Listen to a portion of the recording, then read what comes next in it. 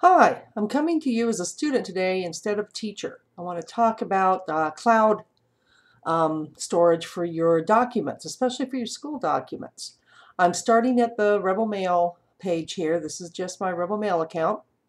And I want you to know it obviously looks a lot like Google because it is a Google address. It is a Gmail address.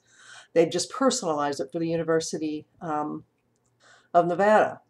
Look up here. Now you won't see a plus in your name. You're not going to have Google Plus here. They don't allow that feature yet. But you images, mail, YouTube. Guess who owns YouTube? Yep, Google. And more, which we're going to be talking about a little later. When, in fact, probably starting tomorrow when you guys do that search lesson. What I'm focusing on is Drive. Now, cloud storage.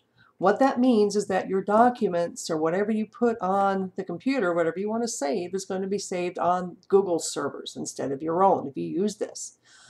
I don't worry about that too much because I never put anything digitally or on digitally that I would not care if the world saw.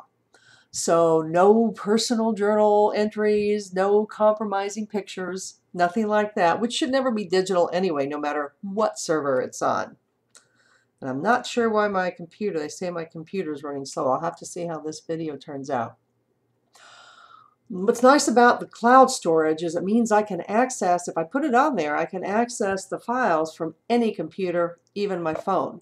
Believe it or not, that can come in handy sometimes if you get stuck waiting somewhere you didn't expect to wait. You can pull out your phone if you happen to download a journal article, or maybe your professor gave you an article digitally as a PDF. If you have it on your drive, you can pull it up on your phone and kind of read it right there. It's also nice if you forget your homework. You can go to the library on campus, pull it up on their computer, and access it. So you click on Drive. And I've already done this for my personal Gmail account, but it may ask you to install Google Drive. If it does, what it will end up doing is putting it on to your folders. There'll be a little folder for it. That's nice because now all I have to do is transfer a few things over. I can go to Google Drive, copy here, and now it's in Google Drive.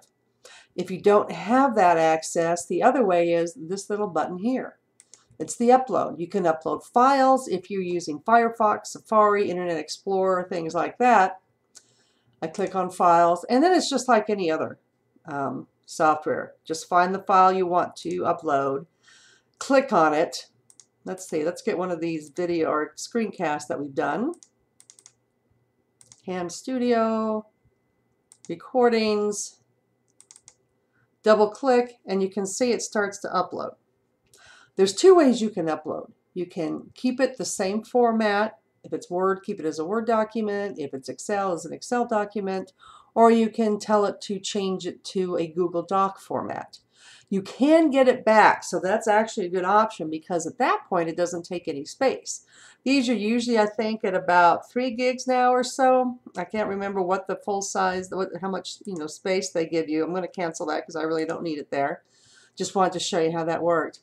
But if it's in Google Drive format, I mean Google Docs, and you can tell because it looks like this little blue thing, whereas this one's in Word. If it's in Google Docs, it won't take up space. That's nice. The other feature, if you're using Chrome, now folder, that means I can click an entire folder like Ham Studio instead of doing one document at a time and get it up there. So that's how you get your documents into Google Drive, and this is kind of what it looks like. Okay, you can share them with people then, so it makes collaborating nice. I don't know if I have anything shared on this one. On my personal one, I do. You can bring it down so it doesn't look quite so busy. You can create folders. I haven't really done that for this site yet if you want things organized a little better. So that's what I wanted to show you. This is very important too when you become teachers. You do not want to put a flash drive in your computer from a student. They can have viruses. You can end up infecting your entire school. So I would always have my students send their stuff either email, because it usually had a decent virus scan, or through Google Drive. And it worked pretty well for me.